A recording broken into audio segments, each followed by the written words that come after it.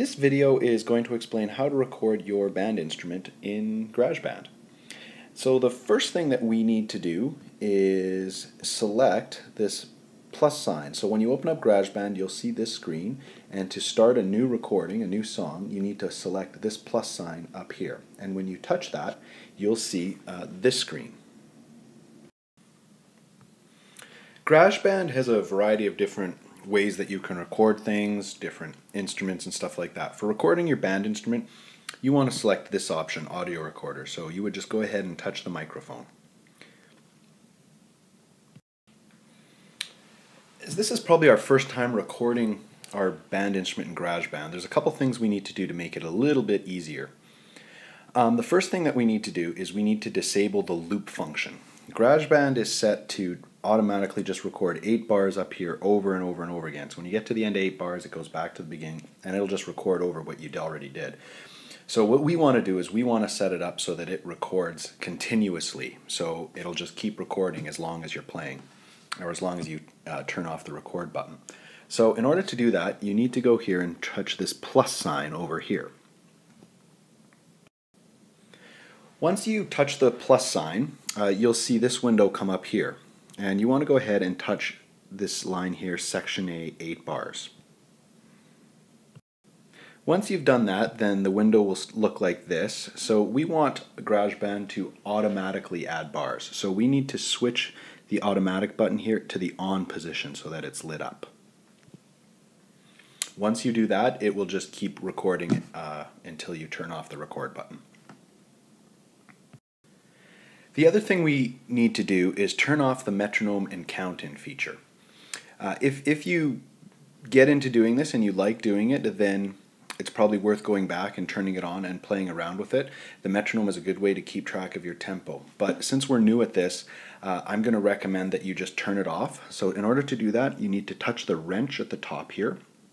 And then you would take these slider buttons and just slide them to the off position so they're no longer lit up. Once you do that, GarageBand will start recording immediately as you hit the record button. So once you touch that button, it's recording right away. So I still like the idea of a count-in, and I would recommend that you count yourself in before you play. And the reason is that if you decide to go and do other tracks to go along with the first track that you recorded, the count-in, you'll hear the count-in that you gave yourself, and you'll know how fast to play the other parts. Now that we've turned GarageBand so that it records automatically, we've turned that feature on, and that we've turned off the count-in and metronome feature, you're now ready to record your first track. So in this screen here, you'll see that there's a VU meter, and this little needle will move based on how much volume is being put into the iPad, how much sound it's hearing. If we're going to record multiple tracks, so if you want to record yourself playing along with something else you've recorded, then you need to select this function up here, which are a series of little rectangles. Once you touch that, then the screen will flip and you'll see this screen. And what you see is a little microphone and then our first track that we're recording here. So when you're ready to record yourself, you hit the red button here, the record button, and I would give yourself a count-in, decide how fast you want to play, and then just go ahead and record. When you're done recording, press the red button again to stop.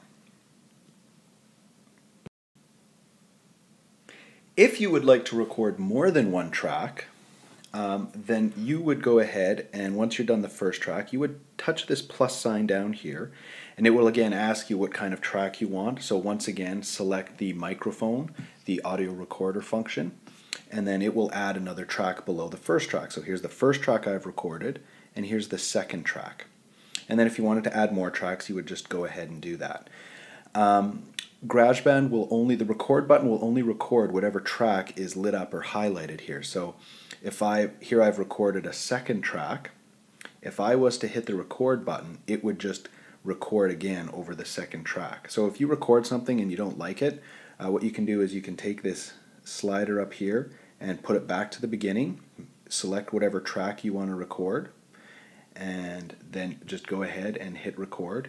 And right now my second track is selected and the needle is over here, so it would just record the second track again. If I want to go ahead and record the third track, then I need to touch this third microphone so it turns light gray, and then go ahead and record. It's a good idea to use headphones when recording because the speaker, when GarageBand records multiple tracks, it will play the sound of the other tracks that you've recorded. And the problem is it plays through the speaker, and the microphone on the iPad will pick up the sound coming from the speaker. So when you record another track, you'll hear the previous track being played in the new track. So it's kind of like the sound from one track bleeds into the other. If you use headphones, then you'll be able to hear the tracks through the headphones that you've already recorded, so you can play with it, but it won't end up on the new track that you're recording. So experiment with that, have fun. If you have any questions, please let me know. Good luck.